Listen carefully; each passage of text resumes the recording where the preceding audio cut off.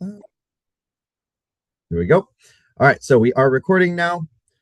And I think the last thing is your video can be on or off, not concerned. Hold any questions till the end, just so we can expedite getting through the information at the beginning of it.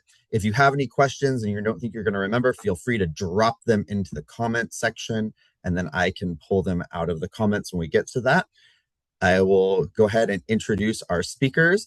Our first of the 4 speakers we're going to have is right here next to me. That will be Katie Hartman.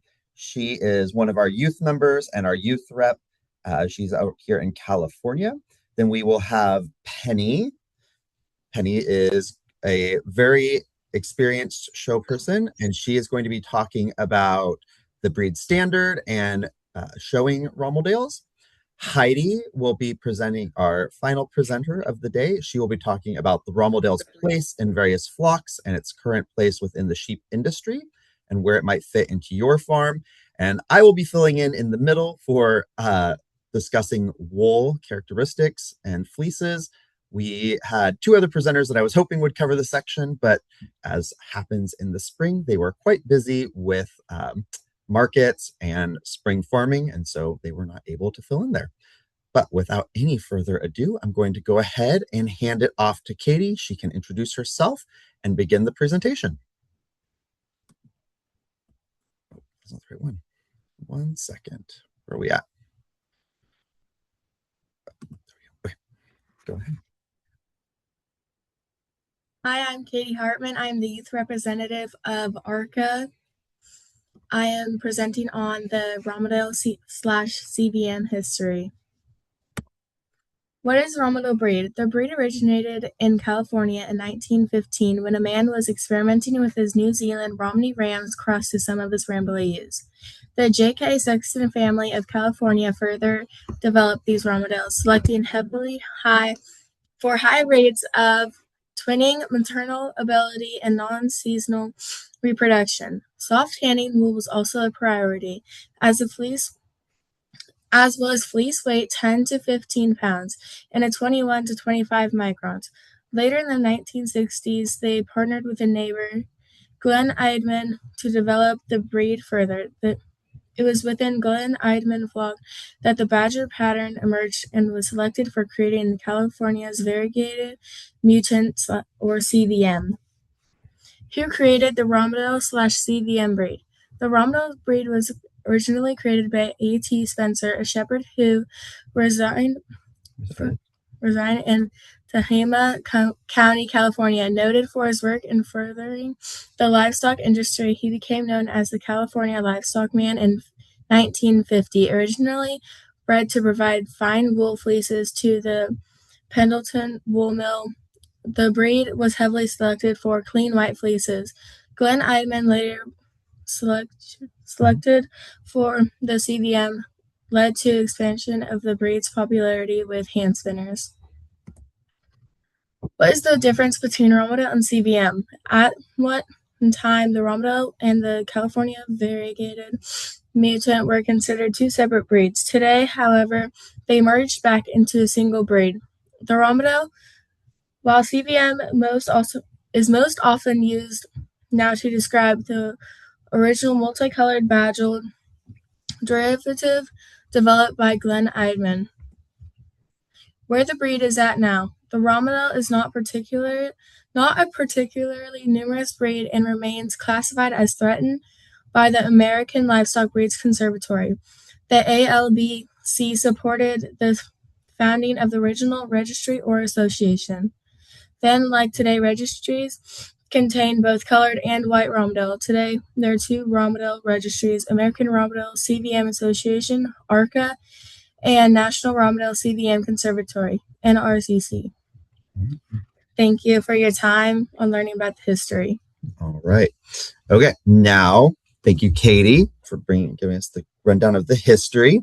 We're going to invite Penny to introduce herself. Penny is a very experienced Romeldale breeder and showman on the East Coast, and she is going to go through the Romeldale as a show breed as well as its breed standard. Penny, go ahead and introduce yourself and take it away, please.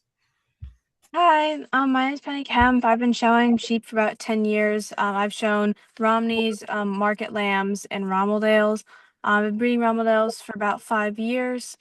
And my goal as a breeder is to get them more involved in the show industry while maintaining nice quality stock.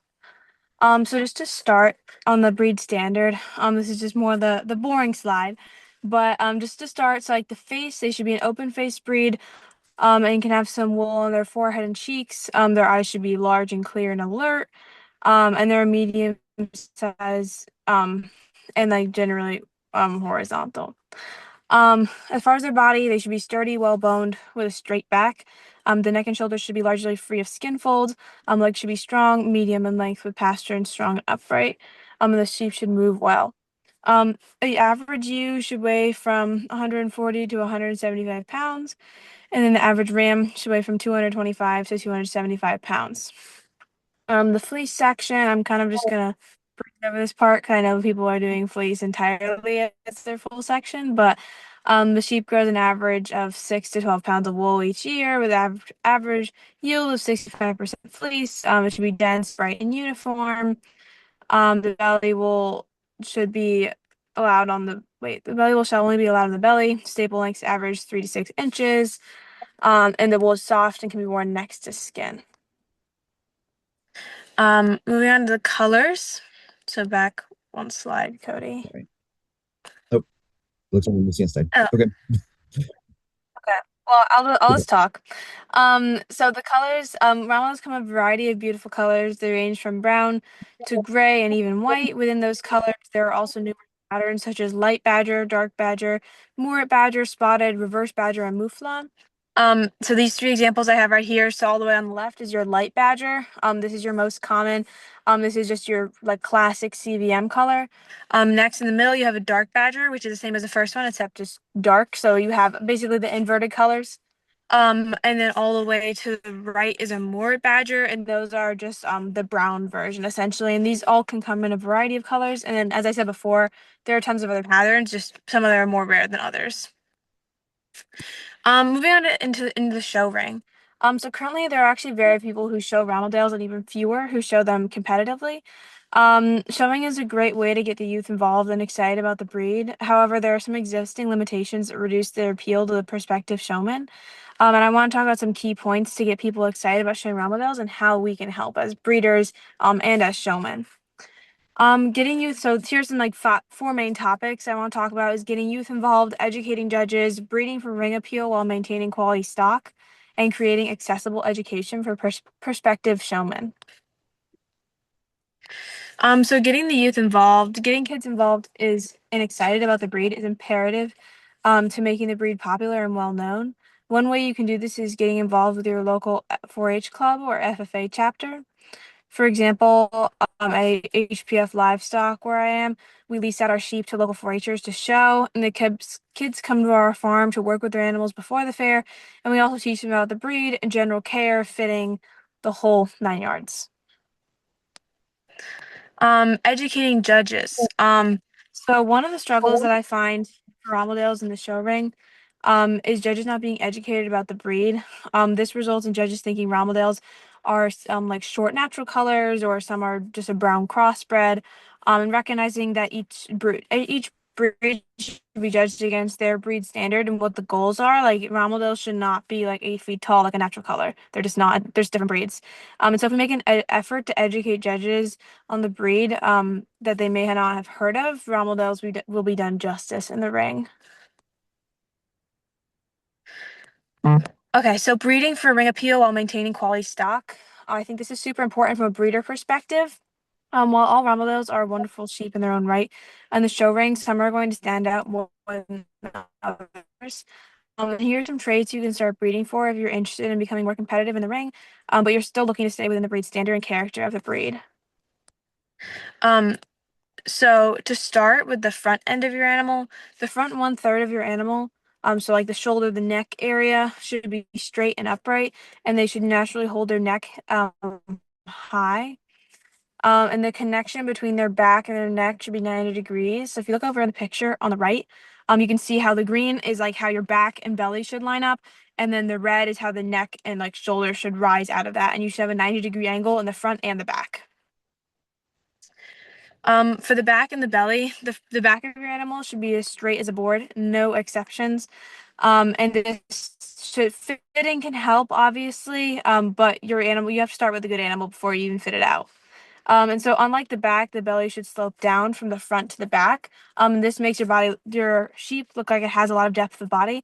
It has a lot of just like capacity to it and power. And so you see on the picture on the right, the green is where your line of your back should be.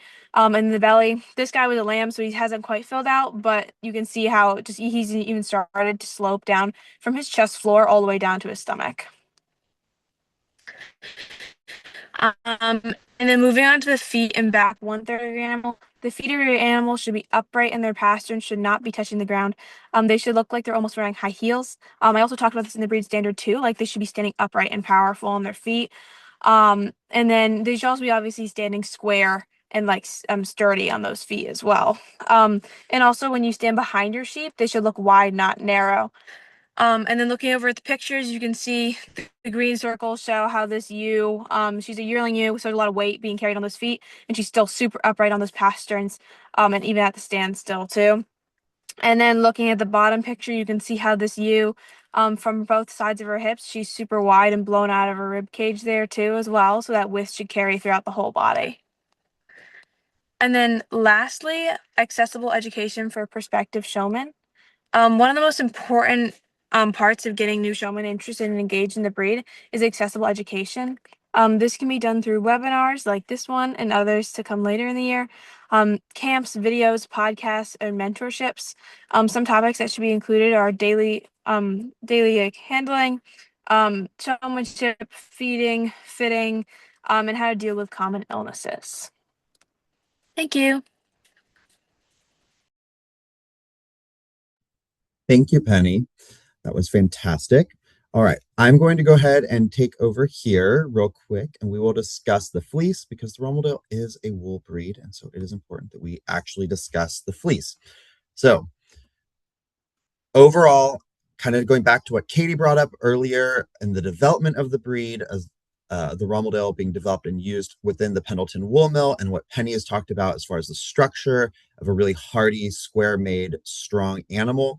The Romeldale as a breed should be a hardy sheep that's capable of producing a high-quality fiber that's a low micron in a range of environments that the attributes of both the Romney and the Romeldale in their original breeding is supposed to help give them that ability to kind of fit into a wide range of landscapes that we could find them in. Some quick statistics here within the fleece. Fleeces should be dense. They should be soft and nicely crimped from the base of the fiber to the tip. We're expecting a staple length between 3 to 6 inches. This makes them ideal for hand spinning as well as use within woolen mills as they're able to utilize them. And as far as micron within the Romeldale, which is the diameter of the fiber, we're looking ideally for a 21 to 25 micron fleece according to the standard. They should be selected heavily against being medium wools. And we're not really anticipating that they're going to be the ultra fines that we would find within a merino. So the expectation that they would have a merino fleece is not there.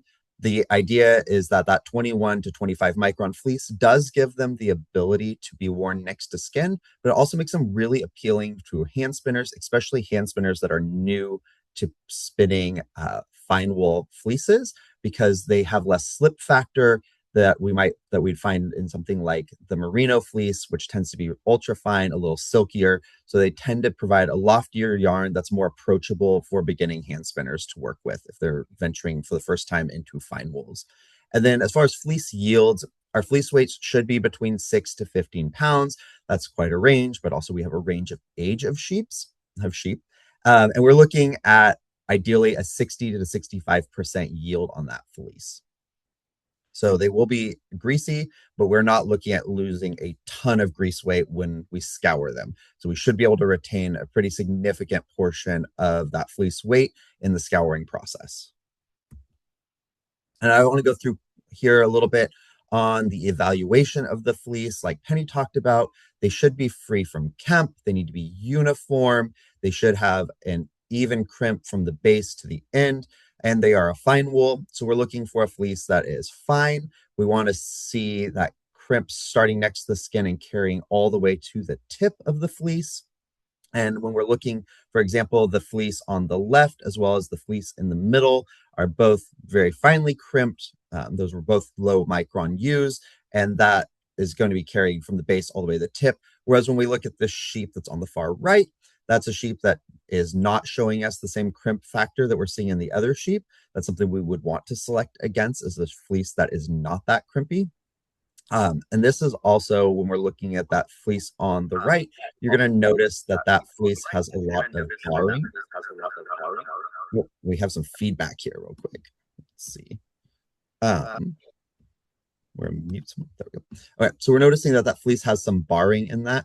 Often we would discuss that as being a factor nutritionally. However, in the Romeldale CVMs, that is not uncommon to see that kind of variation in the fleeces, regardless of nutritional requirements or deficiencies.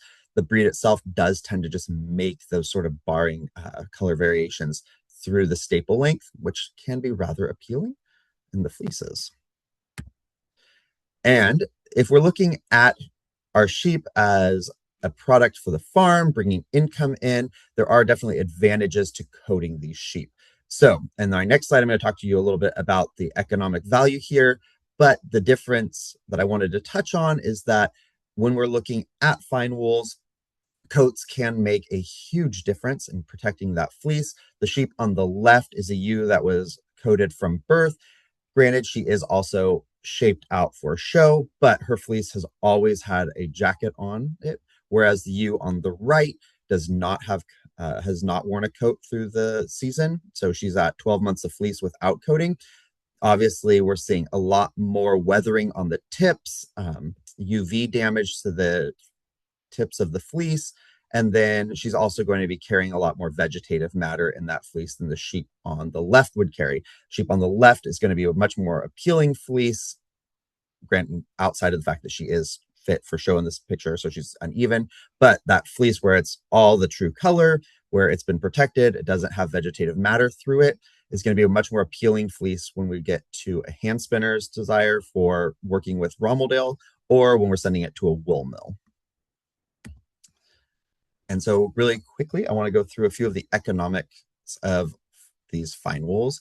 A lot of our Romeldale breeders utilize them for hand spinning fleeces. In average, just kind of took a wide swath here talking to various breeders. Uncoated fleeces, we're looking at probably starting around $10 to $15 a pound. We generally sell our uncoated fleeces for about $10 a pound. When you add coating onto them, it's easily expected to increase that by $10 a pound. So starting at a baseline about $20 a pound on raw fleeces that have been coated, and then kind of going up from there depending on the fleece, what we're talking about color-wise, availability. And within the fine wools, that difference of coating and not coating can just make the difference of the fleece actually being able to be sold and having any value at all. Most spinners are much more interested in working with coated fleeces. You can then move into a finished woolen product. This is something that our farm does with most of our fleeces. We will take them and either do yarn or throws that are woven by a wool mill, and we'll sell more finished products that can go to a wider range. It's a lot easier to sell yarn if you have a market, since there's more knitters than spinners. And then once we're looking at things like truly finished products like socks or blankets, obviously everyone can use those. They don't need a skill set, but finding wool mills that can furnish that service to you can be a challenge. So within those, we do find coating is generally preferred on the wool mills end. It's just there's less work, and from an economic standpoint for us, there is less cost in the processing if you have your fleeces clean when they go to the wool mill. So they're not worrying about scouring them multiple times or picking them. And of course, there is always the option of a commercial wool pool. This would be, the traditional merging your wool with other farms' wool and selling it. That is going to obviously be better for you if you are working with very clean, crisp white Romeldales versus a natural colored, because within the commercial market, natural colored fleeces do not hold a lot of value. However, in the hand spinning market, they are very valuable, and even within the finished woolen products that you are direct marketing from your farm, we find a much greater desire to purchase natural colored woolen products. So the commercial wool pool is always an option for a farm. It is not the best option as far as an economic standpoint if you're looking to have the most value placed on your wool. And then I was really hoping that we would have Chrissy available from Hey You Farm today, because she is fantastic with the value added on her fleeces, the fleeces that don't make the grade, or maybe have parts that have a lot of vegetative matter that would be skirted out, can be pelletized and sold as woolen pellets for gardening and soil amendments, as well as we've utilized them to sell to farmers as crop farmers as mulch.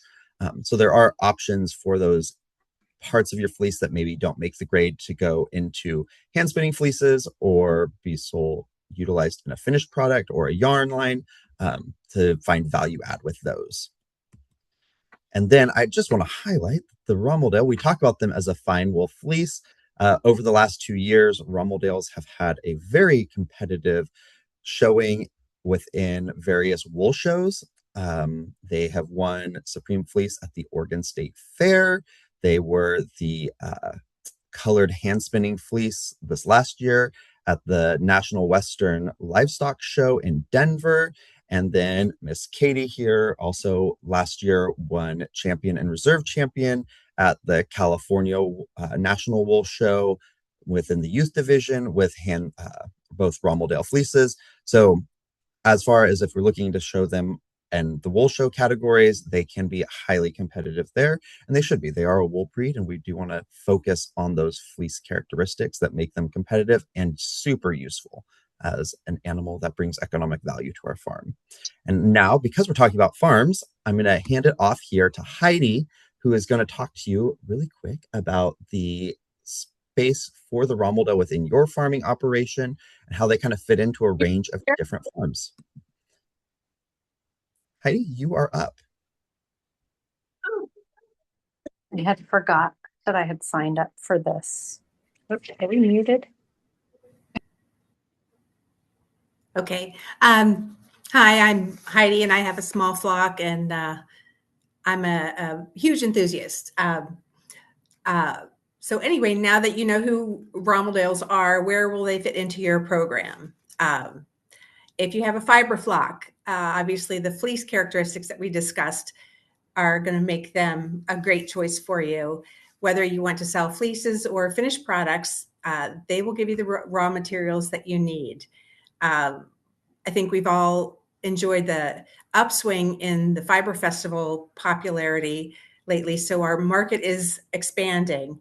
And because our Romeldale fleeces are so unique and individual, you'll find that crafters will buy your fleece 1 year and then ask you, when will you be shearing Martha again? Because they want Martha's fleece. And when you sell her fleece, it could theoretically cover a good portion of your shearing bill. Also, Romeldale rams are popular as sires in crossbred fiber flocks because they add the fineness and the color. So another place for the Romeldale is in a homestead flock. People who are looking at the homestead lifestyle are looking for a return on their investment. So a low maintenance, easy button sheep is a great choice. Lambing drama is minimal.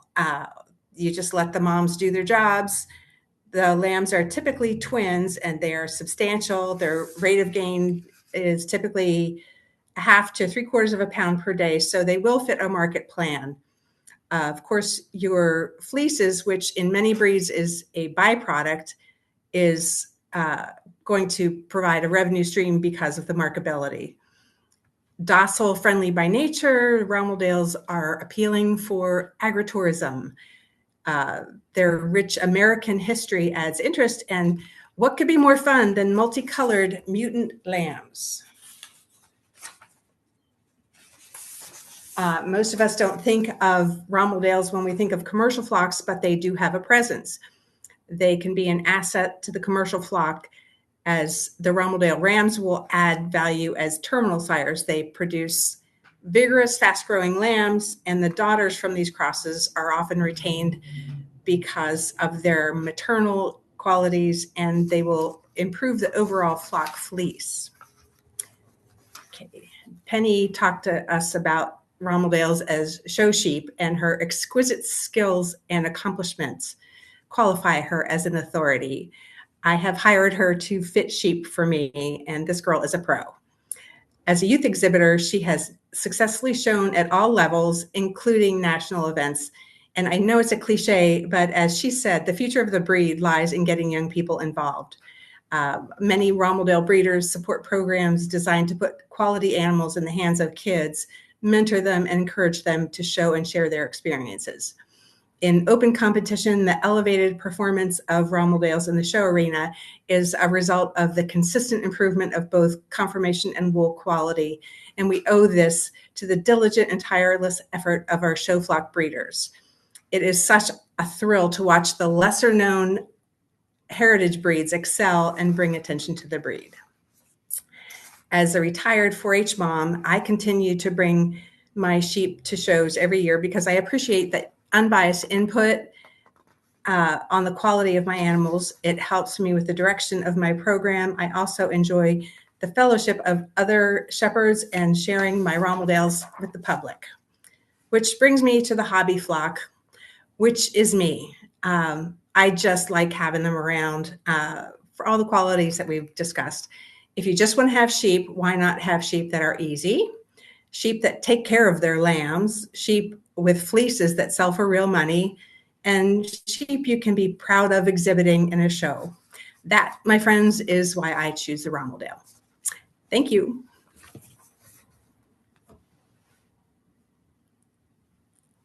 Thank you, Heidi, so much. All right, everyone. Well, that goes through kind of our rundown. We wanted to just, for this first one, get a real quick kickoff to introducing the breed to you. The future ones, we'll be doing showing, we'll be talking about basic care, nutrition, and then we also have one on that's going to go much more in depth with a couple breeders on selection and marketing. But I want to open this up at this point. We wanted to make sure that we had at least 20 minutes. We really wanted to keep this under an hour for everyone on a Sunday. But I want to open this up to questions. So if you have any questions, I know, oh, I think there is. Yeah, got it. If you have any questions, please feel free to start. I think there might be. Yeah.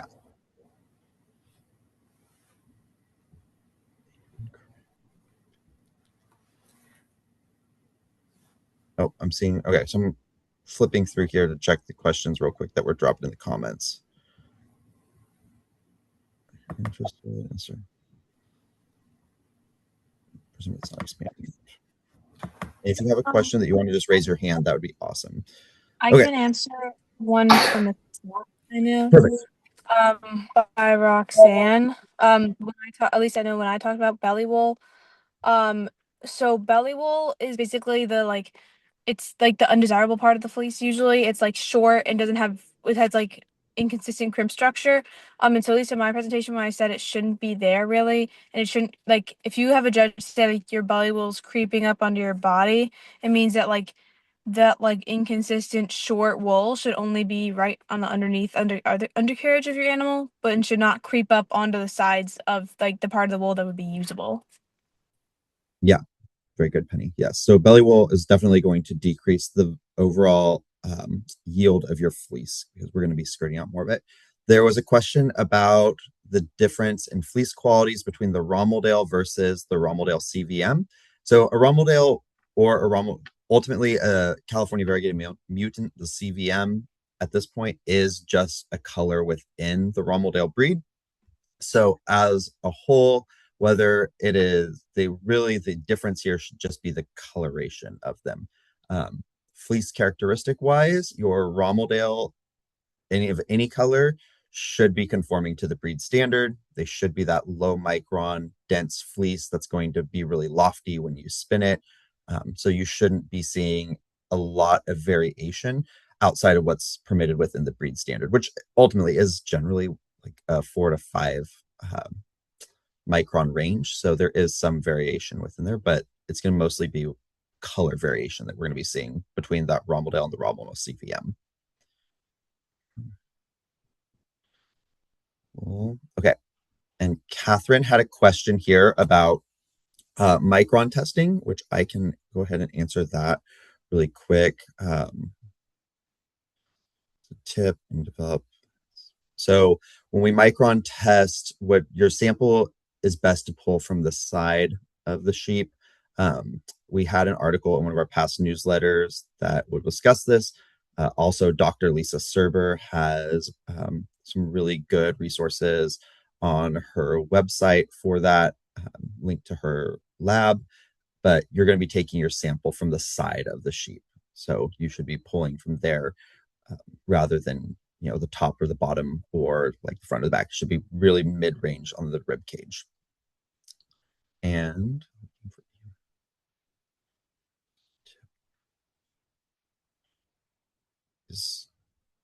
for the first shearing, your lamb fleece is always going to be a little bit different, but yes, you're really wanting to see that kind of uniformity throughout the fleece all the way through, even crimp. There's Roxanne's. Okay. We have other questions. We are here to answer them. I would love to hand some off to Heidi or Penny. Kathy or Catherine, it looks like you have your hand up. Is that a question? Hi, yeah, I do have a question. I was wondering more specifically about the height of I'm asking because we have a small herd of crossbred CVM and Merino, and they're pretty tall. So I'm actually interested in getting like a hoof trimming table, but if they're taller than 38 inches, they'd be too tall for it. But I was wondering because Penny mentioned that during shows that judges like have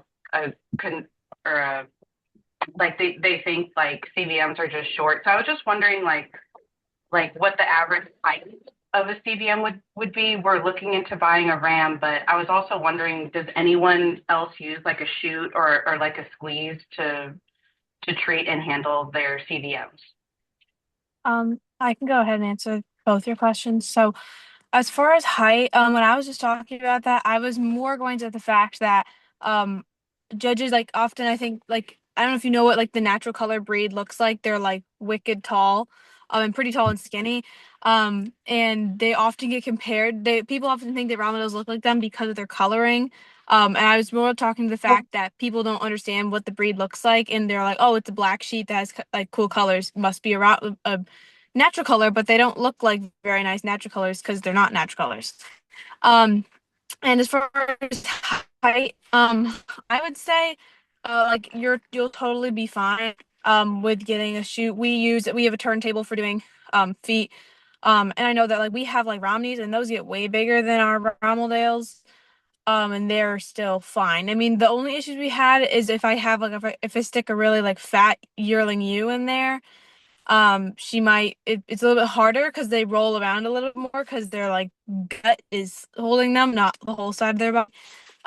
But I just don't overfeed your sheep, and it's just kind of a product of showing them. They end up getting a little bit pudgy. But yeah, you'll totally be fine for the turntable for doing hooves. And as far as height, I personally have not measured like the wither up to like the withers, but I know like Romneys at least, I'd say like they get to like the 25-inch by like a year maybe, and I'd say that Romeldale's a little bit shorter than that. So I don't think you're gonna have any issues with having super tall sheep. I'd say they're a medium to large size breed in general, but not natural color sized. And just to echo Penny's point there, I would say, anything manufactured for commercial size sheep, the traditional sheep that you're going to find throughout most commercial flocks is going to fit a Romeldale. So you should be fine. Phil had a question here about, thank you, Catherine. Phil had a question here about the sheep coats, and I would love to have each of our presenters kind of give who they utilize. Um, I'll start. Both Katie and I have used a wide range of sheep coats, and we actually just make all of our own now. We sew them from outdoor fabric, so that way we can have a wide range of color patterns because we find that to be most interesting to look at a whole bunch of really brightly colored sheep on the pasture.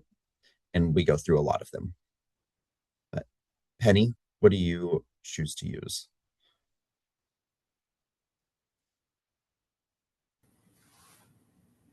Or Heidi?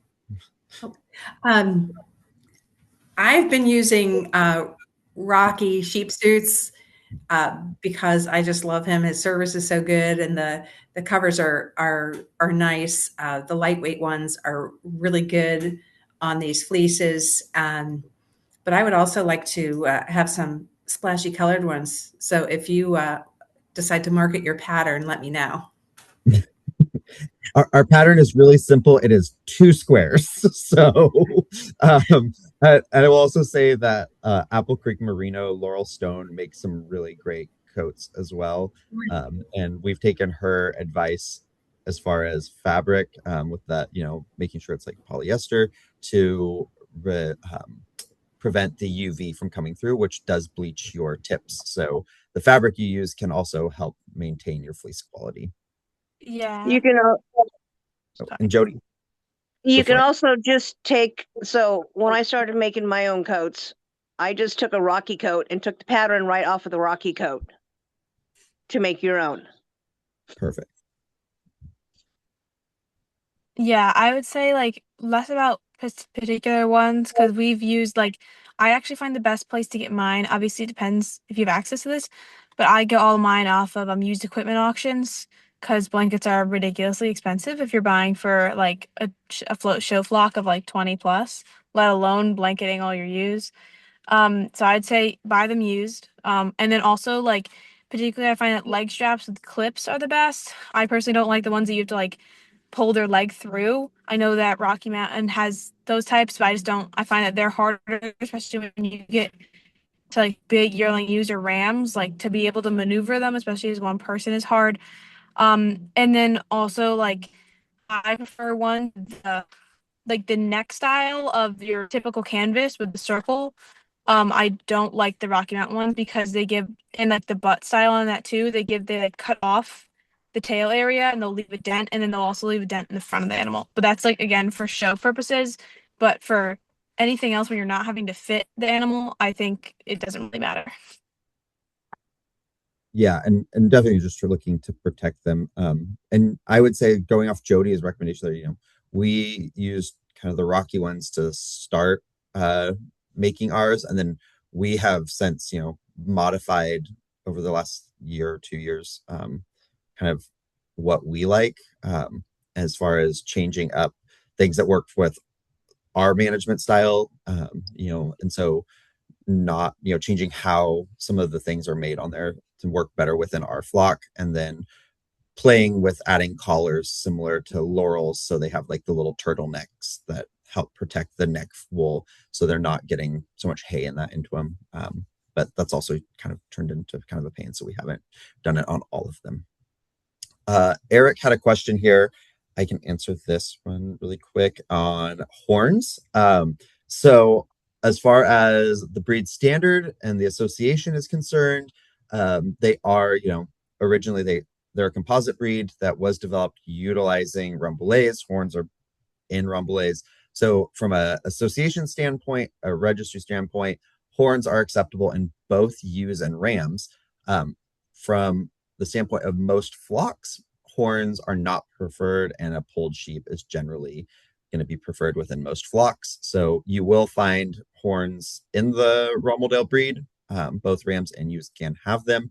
It's not as common though. So they are floating around and they do pop up. But horns and skurs, there shouldn't be any, selection as far as or any preference in the show ring given against it. On the flock side, they can absolutely be selected against, and I think in most cases are. As someone that raises horn dorsets, Going back to answer go ahead, Penny. Sorry. Going back to answer a question someone had when I said clips. Billy was asking like horse blankets. I personally don't raise horses, but I'm pretty sure like I'm talking about the ones where they have at the back, like the butt area, you have a like the piece of string, whatever you want to call it, and you have a clip at the end and it goes around the leg and then you clip it instead of having to pull the leg through the loop. I just find it easier to for bigger sheep and if you're especially if you're doing it by yourself. And then I can take a stab at the next question about this person lives in the Sierra foothills, and in summer it's really, really hot. I would say as far as your sheep overheating, I know that like at least for us, like we in addition to having Romeldales, we run like commercial Dorsets and Romneys. And like we do not blanket all of our, or at least our breeding ewes. I'll blanket the show ones, but like it's just a little bit too much for us. And like the fleeces turn out fine. So I'd say that take your like assess your flock and the heat of your flock and like what your facilities are too. Because obviously like if you're grazing outside, they can't be on fans and etc. All that. But like if you can't blanket, it's not the end of the world. I would prioritize your sheep's health and like heat over that. Yeah, and I would say as far as blanketing goes, it depends on also when you're going to be shearing, and the material. Menden Halls, Raised Merinos, they blanket everything, and they're kind of right there in like the Central Valley to the foot of the Sierra foothills. So they're definitely getting the heat. So it's going to be a mat, and we see them a lot in like the Eastern Oregon high desert, which can get pretty hot. So, I think it's going to depend on what you're looking at as far as the temperature, and then what are you considering as far as like your facilities. All, and I will say, if you're in the Sierra foothills and you have a lot of trees, just knowing that that can be fairly wooded, trees can do a number on coats. So be prepared if you are coating that you're going to be doing a lot of mending. And I saw Catherine with a C had a question about coding.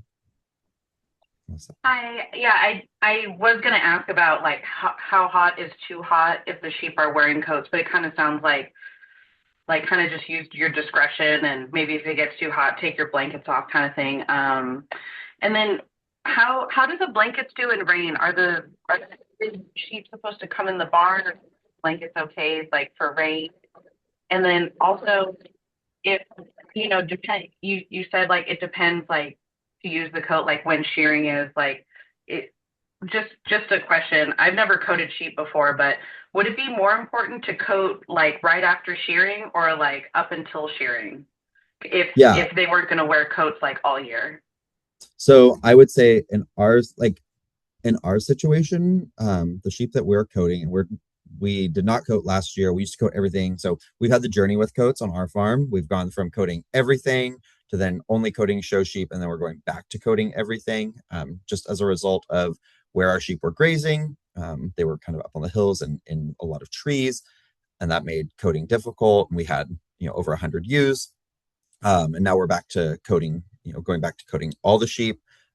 We this year kind of followed the Apple Creek Merinos model. We coated everything at birth. So our lambs got coats day one, and they were, have been wearing coats ever since then. So you're changing coats a lot. So with lambs at that stage, we're changing coats, twice a week probably because they're growing so fast. You're looking at, 3 to 4 coat changes at least a year on a mature sheep as their fleece grows and if they're still growing themselves. We would coat at shearing, and they will continue to be coated all the way through till the next shearing, because that does keep your fleeces super clean. We live in a high rainfall area, so we expect on our farm anywhere from 60 up to 100 inches of rain possibly, depending on how wet it is, and we can coat without being concerned about any issues as far as the coats getting wet. Obviously using outdoor fabric or like a heavy canvas, they have access to a barn. They do not choose to use it in most cases. So the rain isn't an issue. Heat, I would say, that's up to your discretion and watching your sheep to see how they look and their comfort level.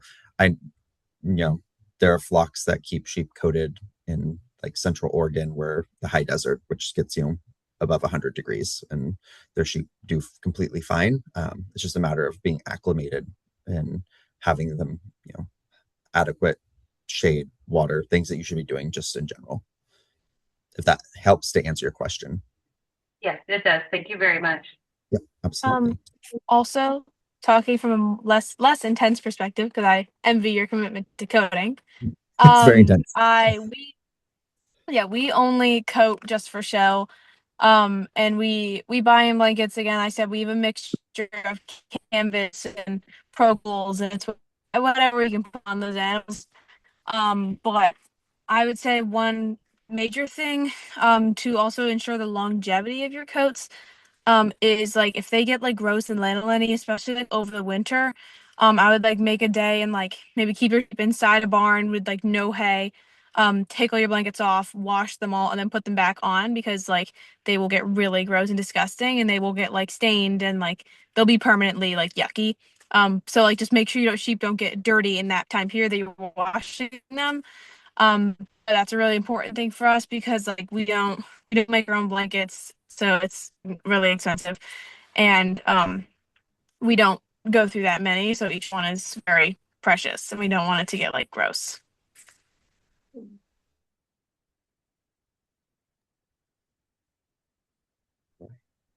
I think we got all the questions in the chat, I hope. Do we have any other questions before we wrap up? We're closing in here on an hour, so we're 7 minutes out. And if not, thank you everyone for joining us today. I hope this was insightful, useful, and that you gained something from it. We'll look forward to hopefully seeing you all at the future upcoming webinars that we will be doing each month. And we will hopefully see you all raising Romeldales in the future if you're not already doing it. Thank you, everyone, and have a fantastic Sunday. Bye.